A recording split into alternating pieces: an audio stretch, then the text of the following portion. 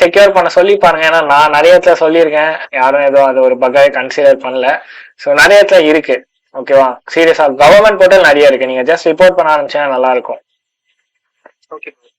Okay okay, நாளைக்கு வந்து course முடிஞ்சதுக்கு அப்புறம் ஒரு சர்வே ஒன்று இருக்கும், அதை முடிச்சிருங்க.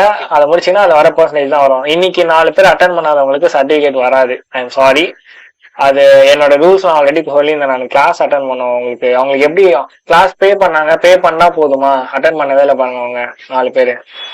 ஸோ அதான் நாங்கள் எதுவும் பண்ண முடியாது அதுக்கு. ஓகே, எனிவேஸ் தேங்க்ஸ் இன்னைக்கு கிளாஸ் அட்டன் பண்ணதுக்கு. அண்ட் பாய். பாய்.